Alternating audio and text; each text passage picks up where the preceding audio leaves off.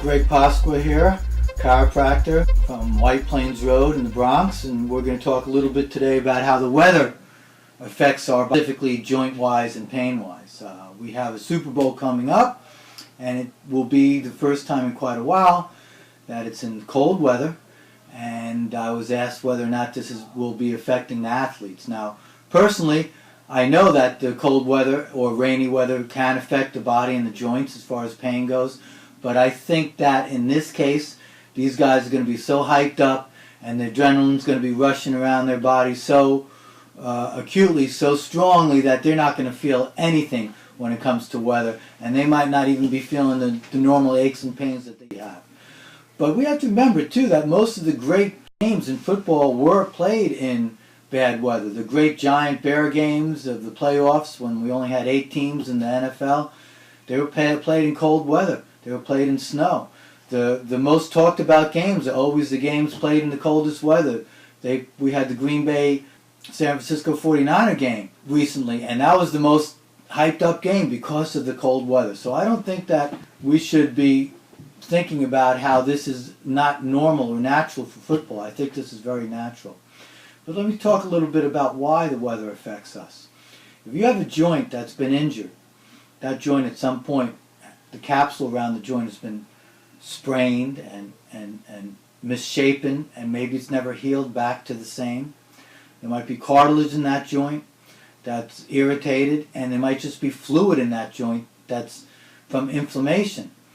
So when we have a change in weather, specifically a dropping barometer, then that joint will try to equalize with the dropping pressure in the air.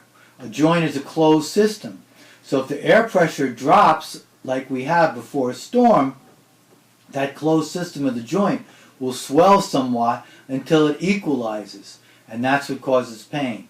Now, for some reason, there's a lot of doctors that don't feel that this is the case, but my experience treating people with joint pain for over 30 years, I see that it absolutely is the case.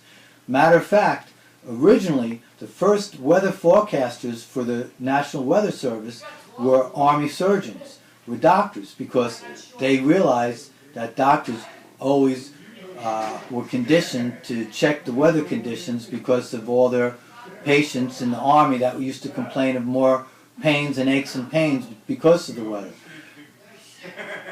And so basically when we have a change of weather, you have a low pressure coming in, which means either rain or snow. But the way we could tell without looking at a weather map is wind. When you have wind, that's because there's two pressure areas, high pressure and low pressure, and the low pressure is coming in. So when it gets windy, that's the two fronts are trying to equalize, so it causes wind. So basically when you feel wind out there, you know the weather's changing and that low pressure is coming in, and that's when your aches and pains may happen. The Spanish call it parunto, pain associated with weather changes, damp weather. Every senior citizen will tell you that their arthritis will act up in the cold or damp weather. Signing off from Dr. Pasqua.